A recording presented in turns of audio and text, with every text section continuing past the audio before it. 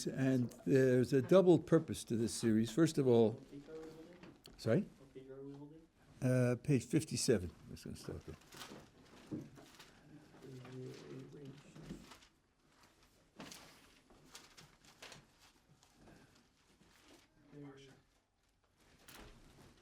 There's a double purpose to this series. First of all, to practice reading our texts, to learn how to read in general, and to learn how to read our texts in particular, and how to study them and how to draw out information from them, and also how to apply it practically in terms of, as I said in the chat, life lessons that you learn from these texts, so that you can understand that it's not just an academic exercise, but it's an exercise of both self-discovery and self-development.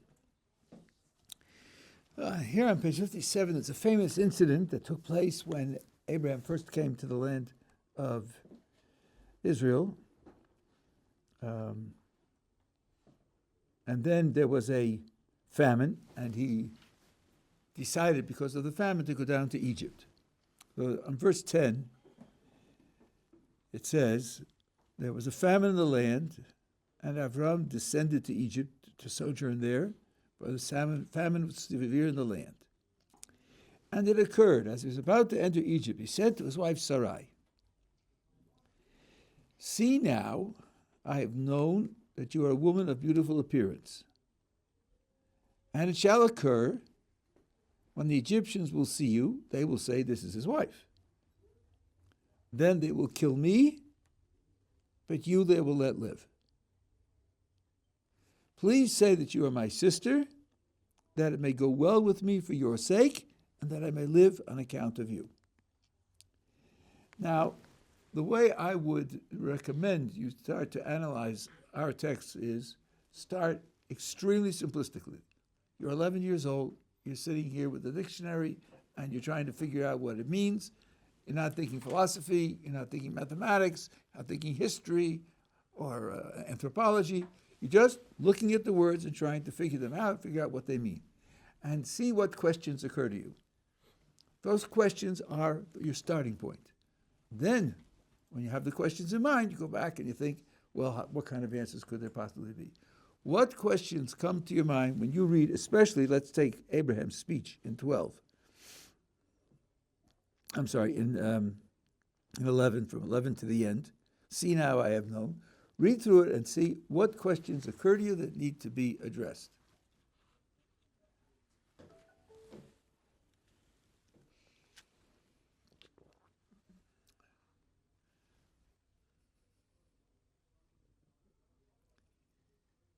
Those of you who have come from a background where this is familiar to you, when you know it already, I'll have to give a chance to those who are seeing it for the first time to then try to interact with it and deal with it. Yeah, in the back. Why did they go to Egypt? Why did they go to Egypt, right? I mean, maybe there were other places to go to, or how did they pick Egypt, right? That's a good question. What else? Yeah. Kind of two things. The first thing is, if God is with Abraham, then why is he so worried about what the Egyptians might do to him? Okay. And then the second thing is, see now I have known that you're a woman of beautiful appearance. Well, that just sounds weird. Like, see now I have known? Wow, why is it I have known? You could say, see you are a woman of beautiful appearance. Why I have known? Like, what do you mean you have known? Okay, good. Yeah? Can I answer him, or I think I'm... Let's get the questions on the table first. We'll see. We'll come back. I was gonna ask, how did he know that she was so beautiful? I mean, he's got eyes. I mean, he's married to her, but okay. Yes? How did he know that the Egyptians were gonna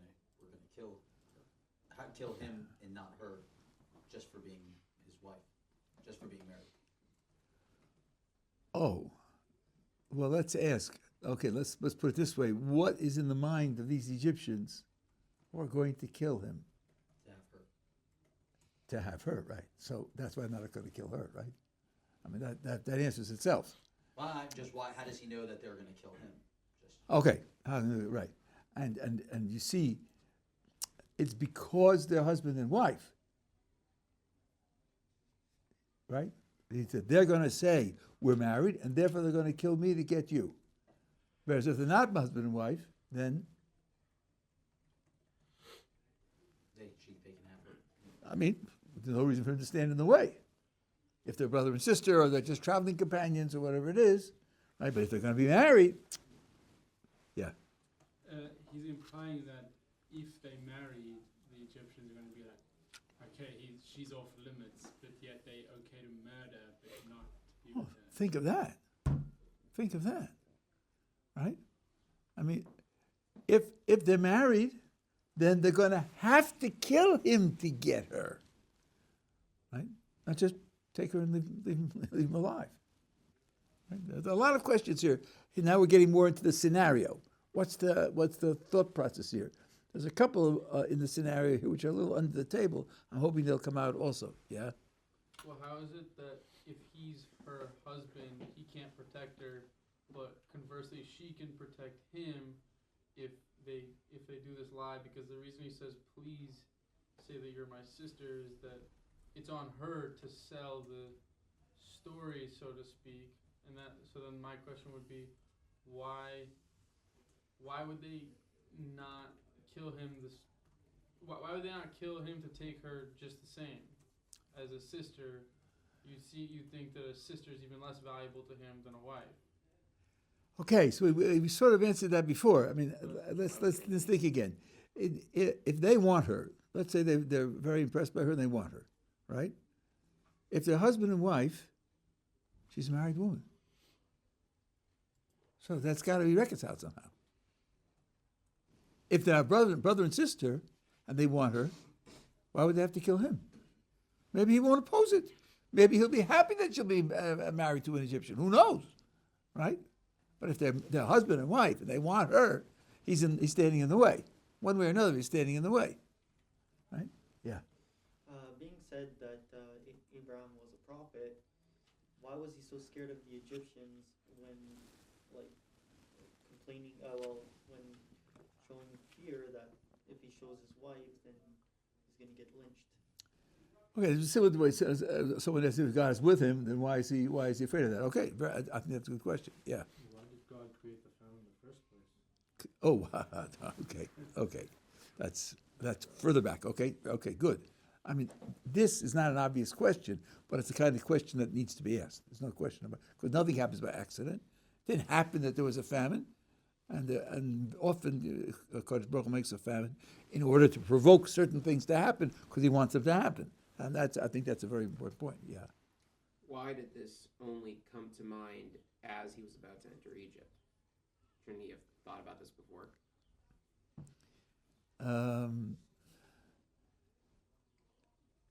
Okay.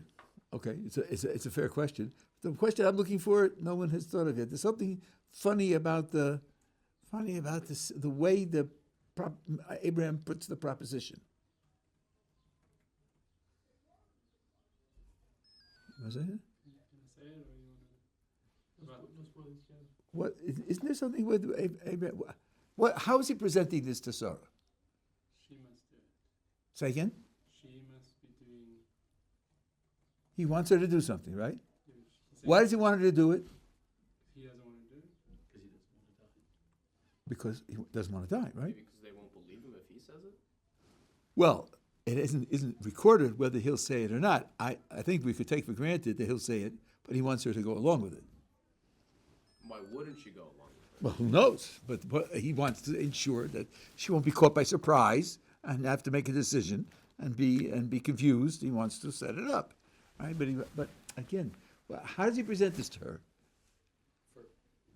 I'm in danger, and I need your help to save my life. Right? That's how he presents it to her. Isn't that a little funny? Isn't that a little odd? Not odd at all? What do you want to say? Well, he also says for your sake, and What for your sake? that it may go well with me for your sake, that Right. like he can live, that he'll live, but that's not really great. It might be good for her, but it's really great for him. Yeah, you're right. The English is not quite right there. It's not for your sake in that sense. It's because of you. It's because of you. But again, He's saying to her, I'm in danger. I need your help in saving my life. What's he leaving out? Let me ask you. Let's say it happens the way he fears it's going to happen. They go down and, they go down as husband and wife. They kill him. What's going to happen to her? Either way. Good things, hey? She'll have a garden and servants. And so she'll be taken by some Egyptian and made in part of the Egyptian's harem. Will that be good for her? No. So what should Abraham have said? Do this to help yourself. Or better, Both of us. both of us. We're both in danger. I'm in danger of dying, and you're being taken a danger of being absorbed into an Egyptian harem. Let's do this together so we'll both be safe. But he needs her. Sure, he needs her, but when you want to motivate somebody to do something, you usually put on the table what the reasons there are for doing it. And there's a double reason. Number one, you're my wife, you love me, and you want to help me. But number two, it's also good for you. Because otherwise, you're going to end up in some Egyptian's harem. That's why they're going to kill me. They're going to kill me to take you.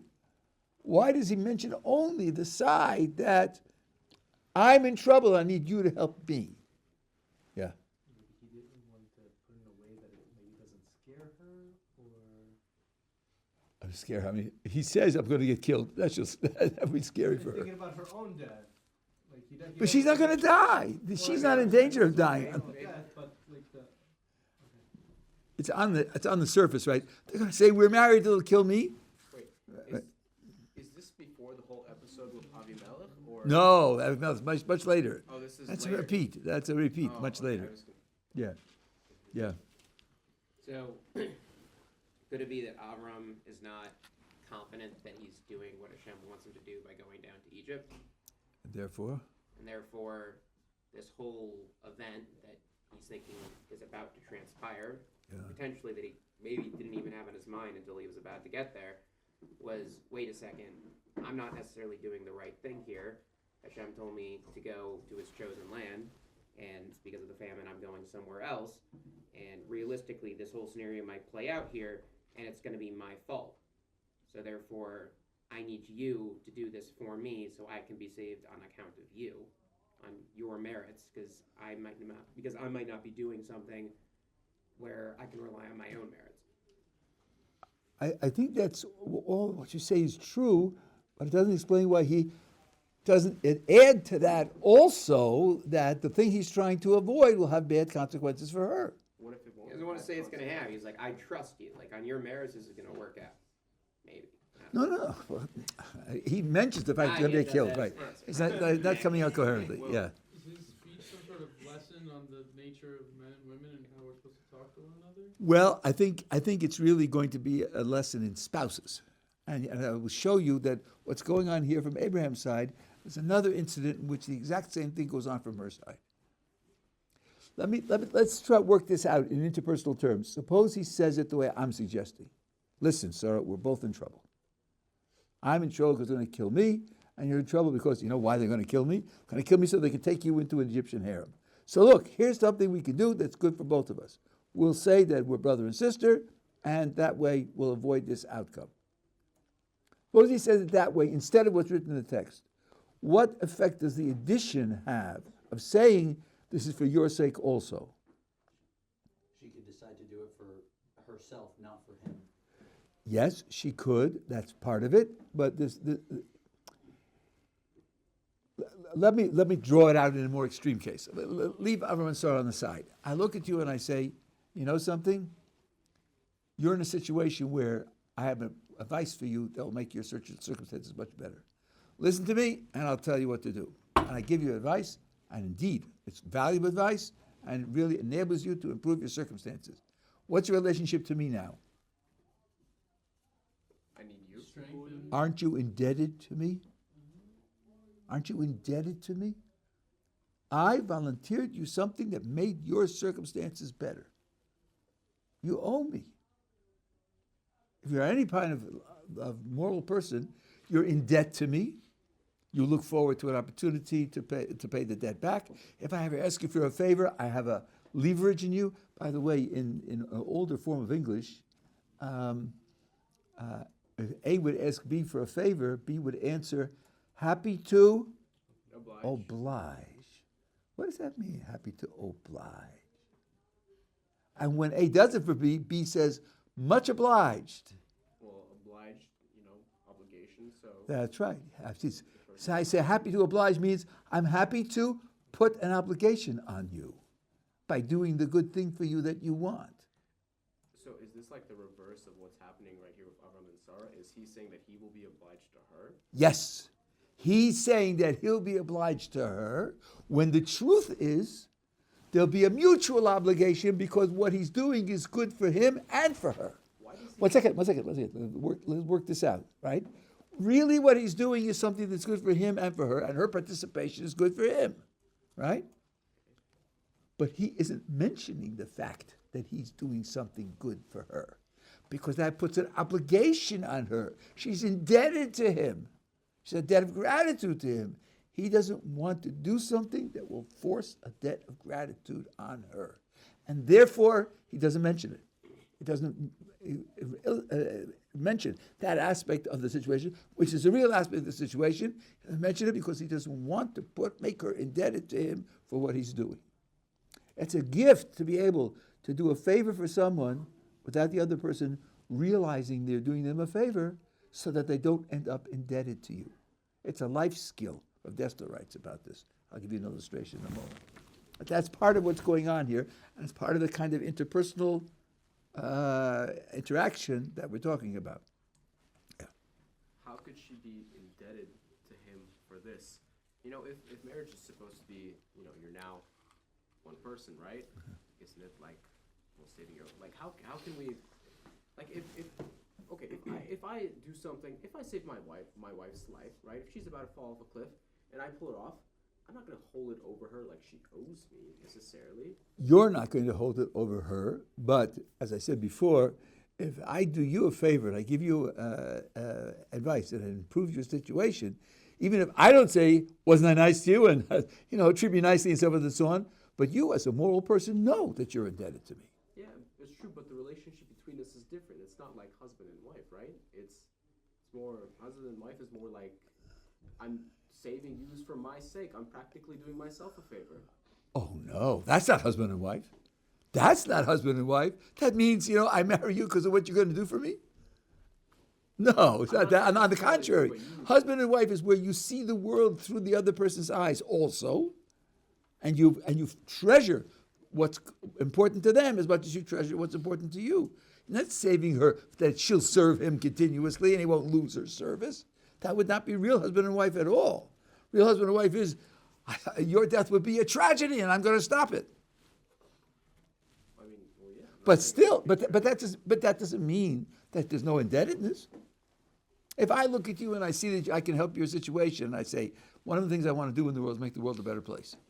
Does that mean you're not indebted to me when I give you the advice? Of course you are. That has nothing to do with whether you're indebted to me. I really improve your circumstances. And maybe this isn't obvious. I'll give you an extreme example of this also. John is drowning in the river, and Peter jumps in the river and at some danger to himself and great effort pulls John out and saves his life. So John says, "Whoa, you saved my life." Now, 5 weeks later, Peter calls John and says, "Listen, remember me? I'm Peter. I remember you. You saved my life. How could I forget you? I need a loan of $5,000. John says, let's see now. He needs a loan of $5,000, and my next door neighbor just asked me an hour ago for a loan of $5,000. I do have $5,000 to lend, but only $5,000. So it's my next door neighbor or Peter. I'll flip a coin. Is there anything wrong with that? Okay, I kind of get where you're coming from now. Nothing wrong with it? I mean, the other guy saved his life. Doesn't he owe him something? Would he just say, well, let the chance decide whether the guy who saved my life gets the money or my next door neighbor gets my money? That would be morally obscene, morally obtuse to do a thing like that. Someone saves your life and you have a chance to do something good for him that he needs. Of course he's the one who morally you should give preference to. So you are really morally in debt to the person who does good to you. That's one of the reasons you say thank you. Say thank you to give him back something. Let him know that you appreciate what he did for you. So that being the case, if Abraham frames this as we're both in trouble. I have an idea. I have the idea, right? I'm providing the idea. All I need you to do is go along, but I'm providing the idea. So I'm providing, it's going to save both of us. Part of what's going on is he's enabling her to get a benefit. And if he says that, then what he's describing in the interaction is that you owe me. Now, she probably will feel that she owes him anyway, but he's not using that. He's not expressing that he's conscious of that. He's not expressing that any part of his motivation, that she should owe him. And that's a kind of sensitivity to another person where you can do a person a favor without creating an indebtedness on the part of the other person. Let me give you an example that's similar to what Rav Dester talks about. You have a person who has low self-esteem. There's a lot of nonsense in the literature about this. How do you build up someone's low self-esteem? Here's a key way. Enable him to be useful to others. You don't build a self-esteem by not criticizing him and making sure he never fails and making sure he's supported and protected from ridicule and so forth and so on. You build a person's self-esteem by enabling him to do something valuable for others. And here's a way you can do it. Say to this is Peter. Say to Peter, listen, I'm making a trip next month to Italy. I know you've been there several times. Can I ask you some questions about what it's like to be in Italy so I can prepare? Okay. Now, he isn't the only person I could get this information from, but I choose him because he has low self-esteem. And I know that if I come to him and I ask him for help, for information, and he gives it to me, that's going to build him up. After all, what's implied when you ask someone for information? Number one, you think that he's a person who has information. Number two, you think he's capable of explaining it and articulating it in a useful way. And number three, you're crediting him with being willing to do that. The implications of asking for this help are tremendous. What's called by some the meta message. The implication of the action is that you're looking at him in a very positive way, and that builds him up. Now, I'm really going to benefit. He's giving me real information, so it's really good for me. But I'm not. I'm framing it, but it's also good for him. I'm framing it in such a way that he sees that he's doing me a favor. Really, simultaneously, I'm doing him a favor. I don't say that. I don't mention that. And that way, I'm doing him a supreme favor because he doesn't even know that I'm doing him a favor. And therefore, he doesn't owe me anything. He will not feel that he owes, on the contrary, he'll feel that I owe him. And in a certain sense, it's true. That's part of what's going on here with Avraham and Sarah. He's asking her for the help to save him, and the idea that it's going to be good for her, from what he says, isn't on the table. What's good for her here? That he doesn't die? The scenario they're trying to prevent, if they go down as husband and wife, what's going to happen? That he's going to get killed. Why? Why is he going to get killed? Assumingly, Mitzrim respect marriage. Okay, well, so what? Why would they kill him? Because they want to take what they want, so they're going to kill him, so they're no longer married, and then they could circumvent the issue. And then do what? And then they can take Sarah to be intimate with Tara.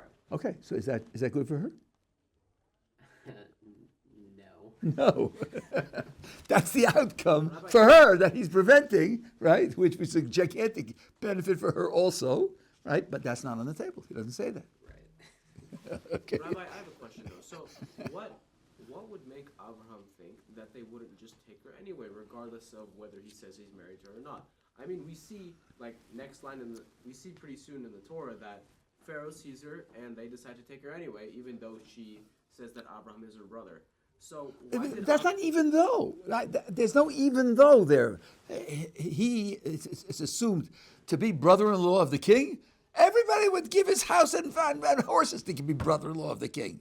He'll be rich and he'll have power and everything else. But if the objective is to prevent Sarah from being taken into the harem, how is this achieving that objective? Oh, we didn't finish the text yet, right? He says, okay, since you asked it, look at what it says in 13. This is also very strange. Nobody picked this up. Please say that you're my sister, that it may go well with me because of you, and that I may live on account of you. What do you think he means by go well with me because of you? What kind of go well is he talking about? He won't die.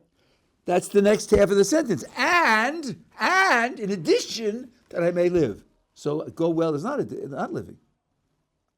He says two things will happen. It'll go well and I'll live. So going well isn't living. Going well is something else. So there's got to be some other kind of going well, and then you say, okay, so going well isn't living. Why is living number two? I'd say that you're my sister. You know why? Because I'll tell you. Number one, it'll go well. And there was something else also. I remember. And also I'll be alive. Why would being alive come after going well? Maybe by going well, he just means they won't be like accosted or anything, right? Maybe he won't have like a tomato thrown at him. Hey, get that. Right. So then he's saying, listen, do this so that no tomatoes, and also I should live. Isn't that a little weird to put living after not having tomatoes thrown? Wouldn't you say, I'll live, and also in addition to that, maybe also they won't throw tomatoes? Yes. You wouldn't say it in that order. Yeah. Isn't he saying it because later go well means like financially, and then how? I heard recently that what will motivate the financially? How do you picture this scenario? Pharaoh wants to shower him with stuff so that he gives his quote unquote sister over to him as a brother-in-law, and I heard recently as well that what Rav were we talking about at Mishmar? That what's the word? Shiloh. Rav Shiloh said the way you give a real bracha is you say the material first and not the other thing, because it's a given that when you give a bracha you hope the guy lives, but the real thing you need help with is parnasa. So. Okay, but that's giving a bracha, and it's not exactly what's going on here. No, I don't think it would apply. But the first thing you said, I think, is obviously right. If they're brother and sister, then they'll negotiate with him. These people are people who respect marriage. They're not going to take a moment as married. And if they're wild about her and he's the husband, then they take it for granted that he's not going to agree, so they've got to kill him. But he's not the husband, then they'll go through it in a civilized way and negotiate so that he'll be the brother-in-law, he'll be part of the family. That's exactly what happens. So the go well here is they'll give me money to influence me. And in that way, I'll stay alive. Here, when you have a list of things, A, B, C, there are different types of lists. If you're going to the store and say, listen, get me A, B, and C, usually it's get me A. If you have more money and time, get B. If you have more money and time, get C, which means A is the most important, and B is next, and C is the least important. But sometimes you have means to ends. Do A so that by doing A, you'll get to B. Then B is the most important thing. A is only the means of getting to B. And that's why going well for me is first, because that's the way in which I will then live. Okay, I got several questions, but first I gotta ask, how is it going well the means for him, like, to live, right? I mean, it doesn't have to necessarily go well for him to live, It right? doesn't have to, but it will. I'm saying, but you're confusing necessary and sufficient conditions. I'm telling you now how this thing is going to work out. I'm not saying it couldn't work out some other way. I'm just telling you my plan is that it should work out this way. That's a common slip when you can move from a sufficient condition to a necessary condition. Doesn't this set him up in a position where, like, he's going to have to bargain for... Yeah, that's right. He'll have to bargain. Selling her off to Pharaoh? Yeah, that's right. And he'll delay the bargaining and he'll play one suitor off again. He doesn't know it's going to be Pharaoh. He doesn't know it's going to be Pharaoh. Right? And he'll play off one suitor against another. Well, you're suggesting this, but so and so also wants to give a bid, and he'll buy time. That's his strategy. This is probably outside the text at this point. But why is this the idea he decides to go with instead of maybe thinking of something else where he doesn't have to risk his wife? Okay, someone else says, so why did he go to Egypt? The presumption is, like it was in later generations with Jacob, that Egypt was the only place that had food,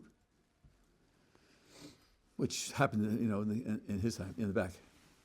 I'll say I just think it's not a very smart move because, he does it with Paro first, and it's like, okay, let's try this, and then he does the same thing with Avimelech, and it's like, you already know what's going to happen, and then the same thing happens with Dinah. So, it's not the same thing with Dina at all, isn't it? Nobody said anything about who's married. She was an unmarried girl. Everybody knew that. But or not Dinah, who is it? You're talking about the one who got raped? It's like the city of... Shechem. Of Shechem, yeah, okay. That was but Dinah. That's not the situation. But there, that was not parallel. Either way, with Avimelech, no, it's like the same thing. It's like you're So going if you look over there with Abimelech, well, you'll see that he explains to Abimelech that this was a pattern that they instituted and had used it dozens of times in the different places that they went to. And in all the dozens of times, only twice it went wrong. Really? Yeah. He says, I told her when we left home originally that we should have this strategy in mind. By the way, I may have misled you. He did go to Canaan first. And the famine was in Canaan, and from Canaan he went down to Egypt. He didn't go to Egypt instead of going to Canaan. Right. Okay. So now that's the interpersonal part here is what I've explained to you. Let me take a look at that second part, which gives the alternative back. We're giving it back. We're going to run out of time, and then tomorrow we'll go over the questions that we didn't answer. Yeah. This is the end.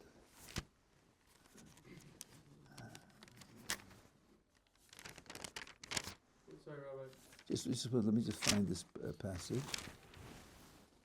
Yeah. How is it that they're banking on the Egyptians respecting marriage when we learn that 200 years later, when they come back to Egypt, everybody's an adulterer and this person, all the firstborns die in one house. There's 5 firstborns in one house.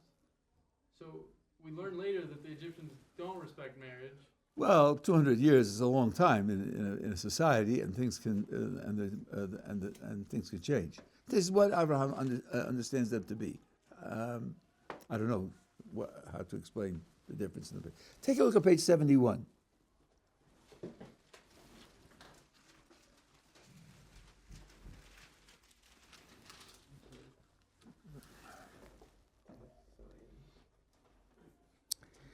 Chapter 16.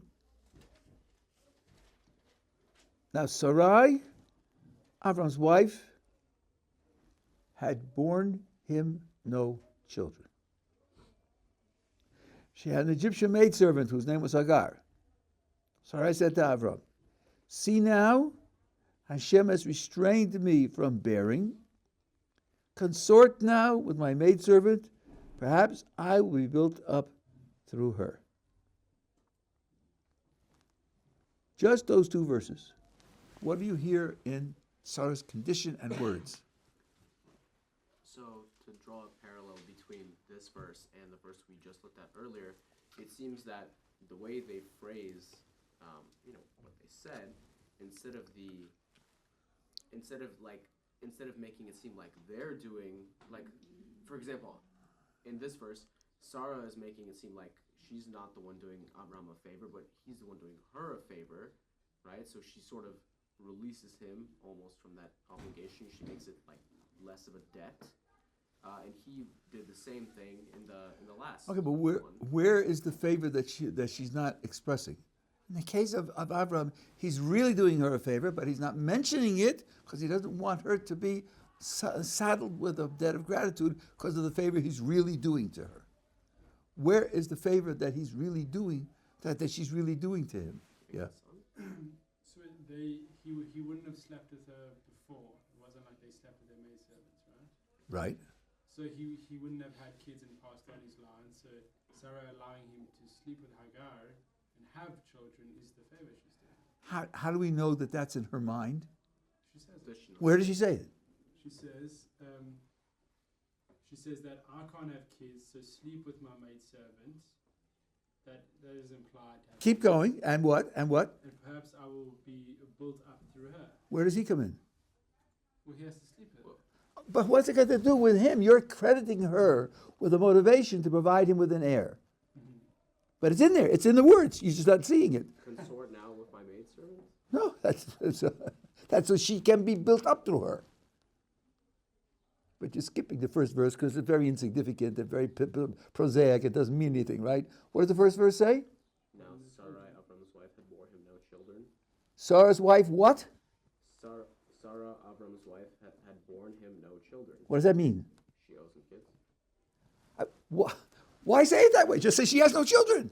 What's that? He didn't born him no children. What's that? Well, doesn't the woman have an obligation to. She's inferred to. First of all, pay attention to the words, right? Now you think, it's like suggesting an interpretation, but pay attention to the needs of interpretation. From what the second verse says, it sounds like, I'm barren, I have no children, help me out, right?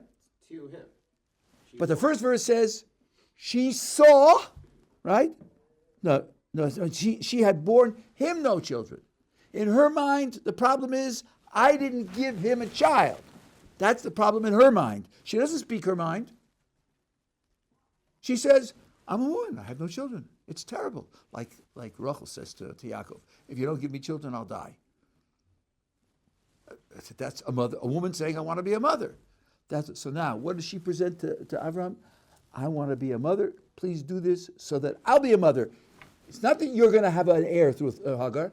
I'll be built up when she becomes pregnant and gives birth to a child. That somehow will affect my status, and I'll be able to have a child because I want to have a child. She doesn't mention that she's doing it in order that he should have an heir, but that's her kavanah. That's her intention. Because if she says to him, I'm doing this for you, that I want you to have an heir, then he'll be in a debt of gratitude of what she's doing for him for that sake. And she doesn't want that. She presents it as if it's just that he's doing it for her. And by the way, why does Abraham say yes? Because he heeded her voice. His only motivation was because she told him to do it. He never would have done it on his own. He never would have done it on his own. Yeah. Can't you say that Sarah is saying that she's basically the infertile one, so they're not having kids, and she thinks that she's the reason, so she's taking herself out of the equation and bringing in Hagar so that Avram can have a kid, because it's her fault. No, because she says, so that I will be built up through her. She doesn't say so that you will have a child through her. She says, I'll be built up. What does built up mean? That she'll have a child. But meaning that somehow seeing him with Hagar is going to inspire her to want it more? Like what's she saying? So I said you have to figure out how she thinks that having, first of all, one of the techniques that's used even today to stimulate fertility, which is still largely a mystery in science, is to adopt children. If you have children in the house, that sometimes somehow changes the dynamics and solves the infertility problem. So it could be that. Or it could be that through providing Avram with another option, right? The merit of providing him with another option will build me up so that I will have a child. But the focus is, I want a child. The whole thing is so that I will have a child. So I was asking Avram to do something for her and only for her, when really her motivation is to be able to do something for him. And it's exactly the same thing that Avram did for her. I think that you have this like bookends, holding the books together. But each one treats the other one in this way. And it is a gift to be able to do that sort of thing in a marriage. Usually this is something that the women learn how to do. And that is, I'll tell you, the Gemara says, who is a kosher woman? A woman who now, in the Hebrew, does her husband's will or makes his husband's will. Osa can be read either way. Does means he says, I need something or I want something, and she does it for him. Makes his will means she influences him in such a way that he wants it. And the real trick is that she should influence him so that he should want it and not know that he's doing it because of her influence. That's the real gift. And that's another way of doing the same thing. It comes out that he ends up wanting it, and he says so, right? And he thinks it's him. He thinks it's his own idea, right? He doesn't know that she put him in that place. And there are more or less subtle ways to do this that women learn, and it's a great gift. It's a great gift because of the syndrome whose initials are FME. I don't know if you've heard of this syndrome. It's the fragile male ego syndrome. And she's going to tell him and later on be able to say, yeah, you did it because I told you. He's not going to buy it. He's not going to buy it because he has a fragile male ego. So she, maneuvers him into the situation so that he thinks that it's his idea, and then he. By the way, you do this with children all the time, because often the children don't want to submit to the authority of their parents. Even though I think you should assert your authority and teach them to do that also. But alternatively, sometimes you put them in circumstances where it's something that occurs to them. As a way of doing this also, it's a good idea to take a child and present him with a problem, an interpersonal problem, and ask him, even it could be a 7-year-old, what do you think we should do? What do you think a person should do? He stole your toy, or he hit you, or he said something bad about you to somebody else. What do you think you should do about that? And then, of course, afterwards, you can inform him from a place of greater wisdom that there will be better things to do than he thought of. But by doing that, you induce him to think, and he knows that you're willing to hear what he has to say, and you can interact on those terms. It's a very good thing in educating children to get them to, number one, understand there are these problems. Number two, to see some ways to solve it. Number three, to hear the parents that they have ways to solve it, so they know where to come to when they have a problem they need help. All of that is part of the package. Okay, so that's the surface. That tomorrow, Mr. Chef, we'll go back over both of these passages, do them more depth.